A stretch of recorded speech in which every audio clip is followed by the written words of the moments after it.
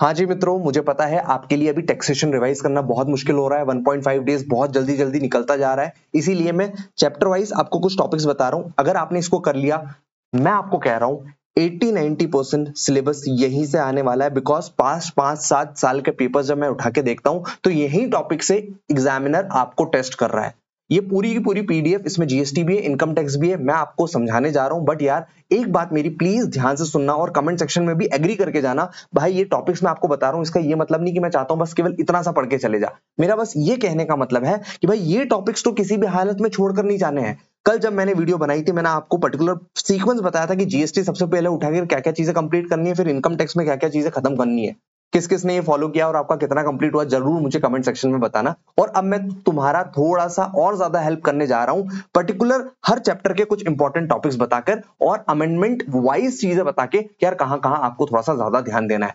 आप इसको स्पीड में देख सकते हैं, 1.5 की स्पीड में भी आप देख सकते हैं, फटाफट इसको देख लीजिएगा। लेकिन सबसे इंपॉर्टेंट अभी है कि भाई साहब क्वेश्चन प्रैक्टिस हमको करना है कुछ कुछ टॉपिक्स की जो तुम करके जा रहे हो। सबसे पहले मेरी बात सुनना, सबसे पहले हम इनकम टैक्स निपटा लेते हैं, लेकिन आपको जीएसटी पहले निपटाना है। मैं आपको इनकम टैक्स के इंपॉर्टेंट टॉपिक्स बता रहा हूँ। सबसे पहले मेरी बात सुनना भाई, बेसिक्स में 115 बीएससी, जो न्यू रिजाइम में क्या क्या चीजें नहीं मिलती आपको पता होगा ना। ओल्ड रिजाइम में बहुत सारी डिडक्शंस अपन को मिल जाते हैं, लेकिन 115 बीएससी जो कि डिफॉल्ट रिजाइम है उसमें बहुत बहुत चीजें आपको सैक्रिफाइस करनी पड़ती है। तो वो सैक्रिफाइस वाली लिस्ट, डिडक्शंस क्या क्या नहीं मिलेंगी, वो लिस्ट आपको अच्छे से पता होनी चाहिए। अगर आपको एक पर्टिकुलर चार्ट चाहिए तो मैं आपके टेलीग्राम ग्रुप पर डाल दूंगा, ठीक है सर। रिबेट दोनों सेक्शंस में कि 115 बीएससी में कैसे मिलता है, ओल्ड रिजाइम में कैसे मिलता है, वो देख लेना। एग्रीकल्चर इनकम का कंप्यूटेशन, भाई साहब ये एग्जामिनर हर तीसरे चौथे अटेम्प्ट में पूछता रहता है, तो हो सकता है आपके एग्जाम में भी आए। सर 1128 111 है, 112 का टैक्स रेट अच्छे से देख लेना, क्योंकि इसमें अमेंडमेंट आया भाई साहब।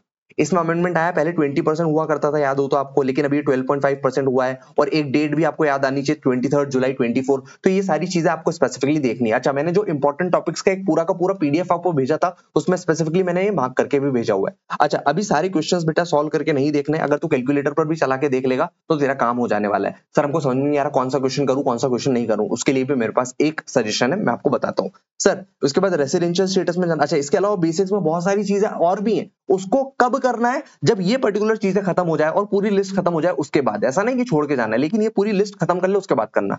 रेसिडेंशियल स्टेटस में बेटा नंबर ऑफ डेज का जो कैलकुलेशन है ना, 182 डेज, 60 डेज, 365 डेज, वो तेरे दिमाग में छप जाना चाहिए। सर डीम्ड रेसिडेंट वाला पॉइंट मुझे लग रहा है कि इस बार एग्जामिनर शायद आपको टेस्ट करेगा, तो डीम्ड रेसिडेंट वाला जो पॉइंट था उसको अच्छे से करके जाना।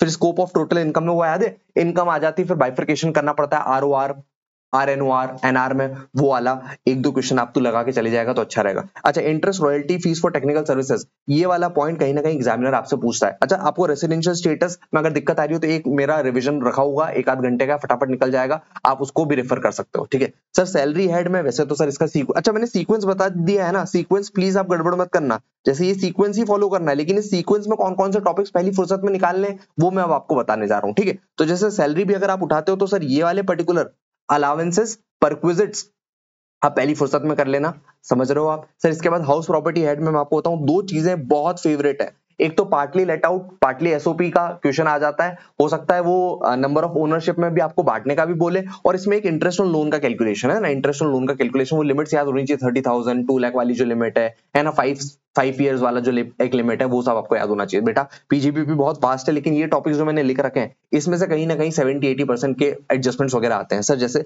सबसे पहला डेप्रिसिएशन हमेशा आपके एग्जाम में आएगा, लिख के ले लो सर। इसके बाद साइंटिफिक रिसर्च, स्पेसिफाइड बिजनेस, इसमें से एक आध पॉइंट आपको उठा के पूछता है। इसके अलावा आपके पास एक लिस्ट होनी चाहिए कि कौन से पर्टिकुलर एक्सपेंसेस अलाउड होते हैं, कौन से एक्सपेंसेस डिसअलाउड होते हैं, ये आपको अच्छी तरीके से पता होना चाहिए। इसके बाद 40A3 वो 10,000 सिंगल डे सिंगल पर्सन वाला, ठीक है। इसके अलावा 43 भी एक्चुअल पेमेंट पर जो जो चीजें अपने को अलाउड रहती है, ड्यू बेसिस पर नहीं मिलती, वो लिस्ट अच्छे से देख ले। इसके बाद जो फर्म का रेम्यूनरेशन वाला जो कैलकुलेशन, जिसमें अमेंडमेंट भी आया हुआ है इस बार कि पार्टनर को कितना रेम्यूनरेशन अलाउ होगा, इंटरेस्ट अलाउ होगा, उसमें जो अमेंडमेंट वाला पार्ट जो मैंने ग्रीन कर रखा है अपने नोट्स में, उसको अच्छे से देख के चले जाना। 44AB टैक्स ऑडिट के लिमिट्स वगैरह आपको अच्छी पता होनी चाहिए, एमसीक्यू में बहुत बार पूछता है। 44AD, ADA, 44AE, भाई साहब ये फेवरेट एरिया है। तो ये अगर आपने अच्छे से कर लिया ना तो मान के चलो 70-80% हो। इसके अलावा आप टॉपिक्स थोड़े से बाद में भी कर सकते हो, टाइम मिले तो कर लो, बढ़िया रहेगा सर। डिडक्शन में ये डिडक्शंस कहीं ना कहीं आपके पूछे जाने लायक है, ATC, ATD, ATU, ATG, एटीक्यूक्यूबी, एटीआरआरबी,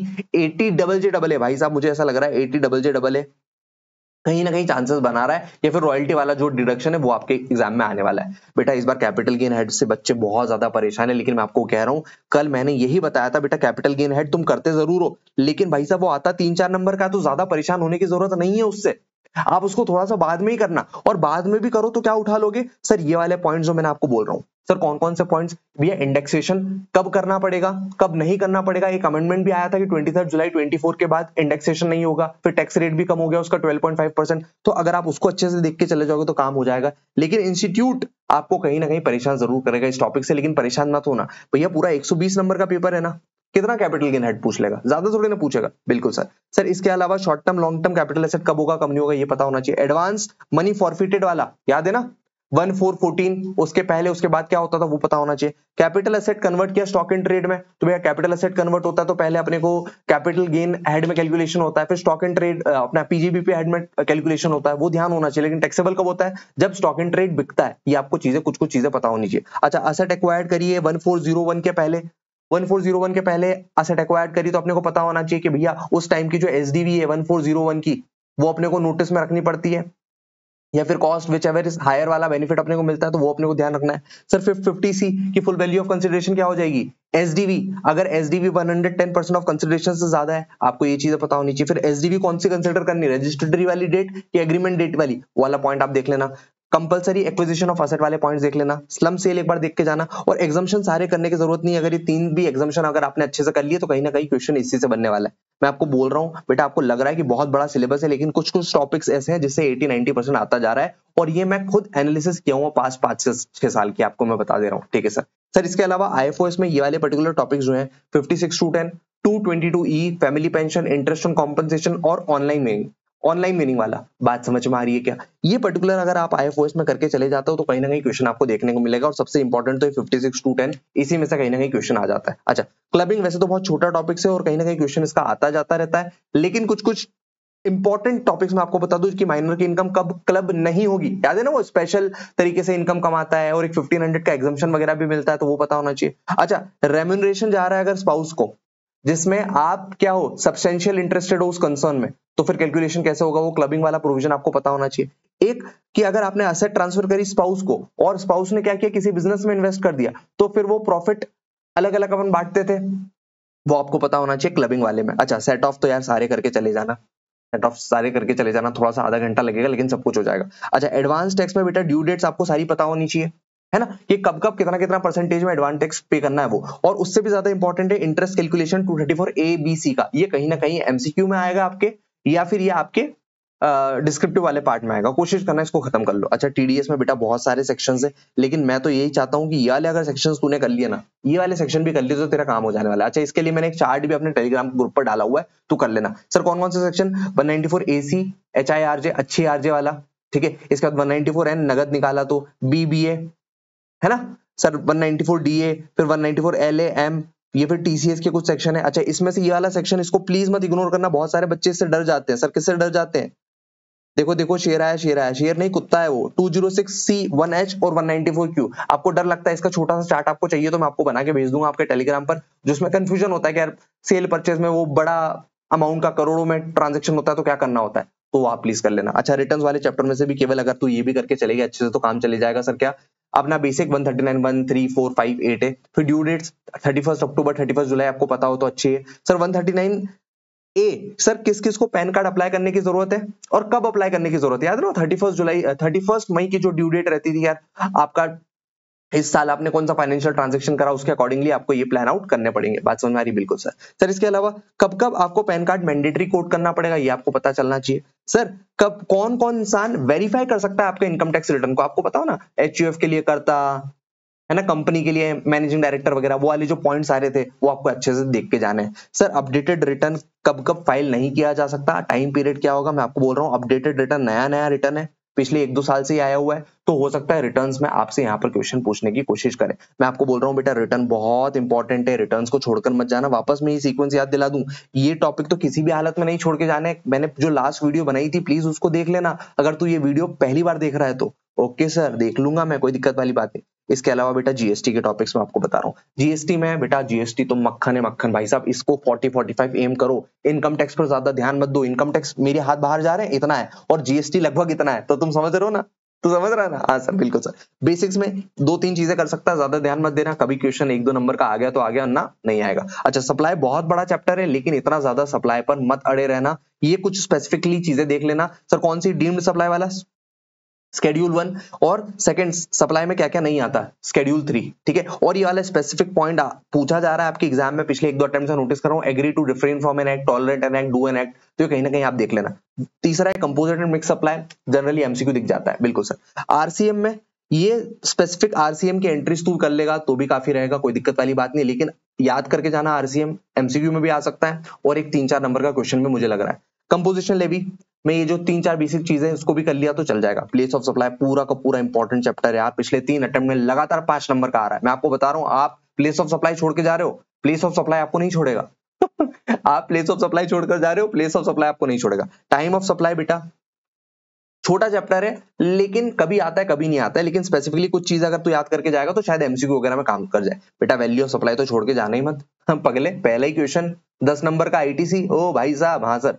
sir ITC में सर ये 3-4 चीजें भी तूने कर ली तो हो जाएगा। आईटीसी इंपॉर्टेंट चैप्टर छोड़कर नहीं जाना है। मैं वापस इस बात पे कह दूं भैया, इसके पहले की जो मैंने वीडियो बनाई थी भाई साहब वो बहुत इंपॉर्टेंट थी, ये सीक्वेंस फॉलो करना। इस सीक्वेंस के अंदर जाके अब मैं इंपॉर्टेंट टॉपिक्स बता रहा हूं आपको, समझ में आ रही बात?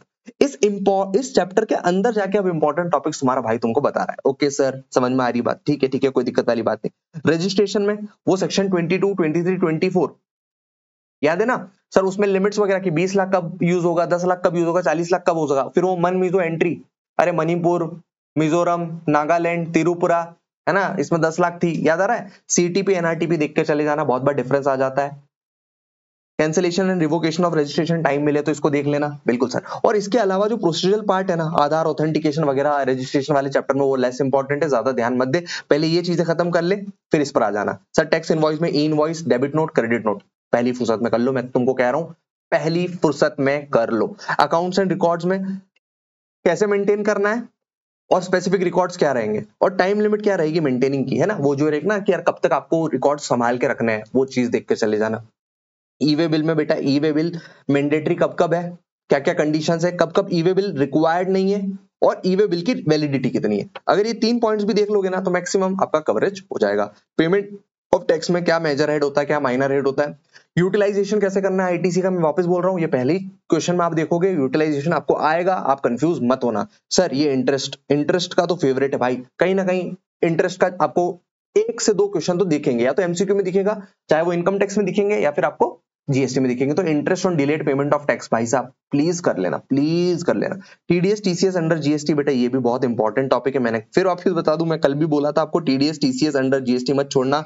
4-5 नंबर का पिछले 4-5 एग्जाम से ट्रेंड ये दिख रहा है मेरे को, ठीक है सर। इसके अलावा रिटर्न्स में ये सारी चीजें भी कर लोगे तो चल जाएगा बेटा। लेट फीस अच्छे से याद रखना, 1 3B 9 9A 4 और CMP 08 ये आप करके चले जाना। एग्जाम्शन चैप्टर बड़ा है लेकिन इसका क्वेश्चन आपको आना है। अगर आपने ये वाली लिस्ट में से ये वाले भी कर लिया ना तो आपका काम हो जाने वाला है। इसमें से ही आप 1 से 2 टॉपिक का आप एग्जाम में क्वेश्चन देखने वाले हो। ये पूरी की पूरी लिस्ट मैं आपके टेलीग्राम पर डाल दूंगा। इसके अलावा कुछ और चीजें हैं, मैं वापस रिपीटेड वीडियो नहीं बनाना चाहता था, एक ही वीडियो में काम खत्म कर रहा हूँ। कल के लिए आपको ये चीजें काम आने वाली है, मेरी बात सुन। अगर एग्जाम में इंटरेस्ट और डिविडेंड इनकम लिखा हुआ है, इसका ये मतलब है ग्रॉस इनकम है, ये है ना, डायरेक्टली तू यूज कर लेना अपने प्लस माइनस करने में। लेकिन अगर लिखा हुआ है इंटरेस्ट और डिविडेंड रिसीव्ड और क्रेडिटेड टू बैंक, तो भैया जितना भी अमाउंट मिला है, फॉर एग्जांपल 8000 मिला है ना, और अगर मान लो टीडीएस की रेट यहाँ पर है 10%, तो इसको 90 से डिवाइड करके इंटू 100 करके इसको टोटल इनकम में लेना, ग्रॉस टोटल इनकम में लेना, मतलब इसको ग्रॉस अप करना पड़ेगा अपने को। बिल्कुल सर। सर अगर कोई रिजाइम नहीं लिखा हुआ है क्वेश्चन ने कि कौन से रिजाइम से क्वेश्चन सॉल्व करना है, तो अपने को क्या मानना है, 115 BSc is a default regime. अगर एग्जाम में स्पेसिफिकली लिखा हुआ है कि ऑप्ट आउट ऑफ 115 बीएससी, तो फिर अपने को ओल्ड रिजाइम फॉलो करनी है अपनी को, बात समझ में आ रही, पुरानी वाली रिजाइम, ठीक है सर। अगर क्वेश्चन बोलता है कि आपको कंप्यूट करना है tax in the most beneficial manner, तो दोनों से कंप्यूट करके आना, 115 बीएससी से भी और ओल्ड वाली से भी, और नोट लिख के आना कि किस में टैक्स कम आ रहा है, क्या बेनिफिशियल रहेगा असेसी के लिए। बात समझ में आ रही? बिल्कुल सर। अच्छा अब ध्यान से सुनना, टोटल अगर मान लो क्वेश्चन ने बोला है टोटल इनकम निकाल लो, तो भैया टोटल इनकम ही निकाल के आना, टैक्स कैलकुलेट मत करना, टाइम वेस्ट मत करना। अगर क्वेश्चन ने बोला है टोटल इनकम और टैक्स लाइबिलिटी निकालना है तो भैया नेट टोटल इनकम निकालना और टैक्स और सरचार्ज निकाल लेना plus health and education plus add कर देना। अगर क्वेश्चन ने बोला है total income and compute tax payable, तो टैक्स पेबल बोला हुआ है तो भैया इसमें टीडीएस टीसीएस और एडवांस टैक्स भी माइनस करना। बात समझ में आ रही? एडवांस टैक्स भी माइनस करना। अगर क्या बोला हुआ है कंप्यूट टैक्स पेबल, पेबल बोला है तो टीडीएस टीसीएस माइनस करना है। बिल्कुल सर। अगर केवल ग्रॉस इनकम पूछिए तो केवल जीटीआई निकाल के आ जाना, डिडक्शंस वगैरह को इग्नोर करना, टैक्स वगैरह मत निकाल के आना। बिल्कुल सर। अगर क्वेश्चन ने बोला हुआ है सैलरी कंप्यूटेड, अगर कंप्यूटेड लिखा हुआ है ना तो फिर इस अमाउंट में से अपने को स्टैंडर्ड डिडक्शन माइनस करने की जरूरत नहीं है। और याद रखना बेटा इस बार स्टैंडर्ड डिडक्शन डिफरेंट हुआ है। न्यू रिजाइम में 75,000 मिलता है, ओल्ड रिजाइम में 50,000 मिलता है। याद रखना बेटा अमेंडमेंट है। बिल्कुल सर। ओके। अगर हाउस प्रॉपर्टी में कंप्यूटेड लिखा हुआ है तो बेटा ये वाली इनकम को डायरेक्टली तू लिख लेना अपने ग्रॉस टोटल इनकम में। लेकिन अगर मान लो कंप्यूटेड नहीं लिखा होता तो इस 5 लाख रुपीस में से हम 30% स्टैंडर्ड डिडक्शन माइनस करते। बात समझ में आ रही? बिल्कुल सर। इसके अलावा कुछ स्पेसिफिक डिडक्शंस आपको 115 बीएससी में नहीं मिलेंगे, इसके लिए मैं टेलीग्राम ग्रुप पर डाल दूंगा। और मैं आपको एक बात बोल रहा हूँ बेटा, 50 रन ही चाहिए अपने को, ज्यादा लोड मत ले, तू आराम से कर लेगा। अच्छा, कुछ कुछ शॉर्ट चार्ट है जो मैंने प्रिपेयर कर रखे हैं टीडीएस वगैरह के लिए, ये टेलीग्राम ग्रुप पर मैं डाल दूंगा। इसको स्पेसिफिकली कुछ देखते चले जाओ, बहुत ईजी तरीके से कि 5% का भी 10% का भी ये मैं डालते जा रहा हूँ। सर अगर आपको क्वेश्चन बैंक की जरूरत पड़ रही है अभी, वैसे तो आपको खुद की क्वेश्चन बैंक की रेफर करनी चाहिए इस पॉइंट ऑफ टाइम पर, लेकिन अगर आपको ऐसा लग रहा है कि यार क्वेश्चन बैंक मिल जाए, मैं कैपिटल गेन हेड के क्वेश्चंस वगैरह देख के चला जाऊं, तो फ्री क्वेश्चन बैंक अपने lifelonglearner.in पर जाना, फ्री रिसोर्सेज में जाना और उसमें इंटर क्वेश्चन बैंक पूरा ऑर्डर कर लेना। 1 रुपीज का पेमेंट करना है, फ्री में ही है वो। 1 रुपीज का पेमेंट करना, एप्लीकेशन पर तुझे यूज हो जाएगा। वैसे कोशिश करना तेरे पास कोई क्वेश्चन बैंक है तो उसको यूज कर लेना। बाकी इंपॉर्टेंट टॉपिक से समरी नोट्स में डाल रहा हूँ टेलीग्राम पर, प्लीज उसको चेकआउट कर ले। यार मैं अभी कह रहा हूँ अपने पास टाइम है, अपन कर सकते हैं भाई साहब, इस मूवमेंट पर कर सकते हैं। मेरा प्यारा बच्चा तो अभी पता है क्या सोच रहा है, यार नहीं हो पाएगा भैया अभी, प्लीज गिव अप मत करना। 1% चांस भी है तो फोड़ना भाई। ये टॉपिक सारे दे रखे तुझे मैंने, प्लीज टेलीग्राम पर जा और एक एक करके खत्म करते जा। शाम तक अगर तूने 30-40 नंबर भी अर्न कर लिए तो तुझे कॉन्फिडेंस आएगा, हाँ मैं कर सकता हूँ। और मैं आपको बोल रहा हूँ पेपर आसान आएगा यार, पहला क्वेश्चन भी अच्छा रहेगा तुम्हारा। मैं तुमको कह रहा हूँ ना, मेहनत तो करो, 40-50 रन तो बन ही जाएंगे अपने। और कहीं ना कहीं भगवान का साथ रहा तो ग्रुप निकल जाएगा यार, कितना सही तो है। और क्या चाहिए मेरी तरफ से बोलो यार। और मुझे राजा बेटा कमेंट करके जाना यार, मुझे बहुत अच्छा लगेगा अगर तू कमेंट करके जाएगा, क्योंकि बहुत मेहनत की मैंने कल रात से तेरे लिए ये बैठ के बनाने में। और मुझे बता के जाना, हाँ मुझे इसकी हेल्प हो रही है और आपको क्या चाहिए मेरी साइड से मुझे बता दो please. Your appreciation means a lot to me, और ये फॉलो करना सबसे ज्यादा जरूरी है। तुम अप्रिशिएट करो या ना करो। Bye bye, take care, see you in the next video. Of course तुम्हारा भाई मोहित पाटीदार।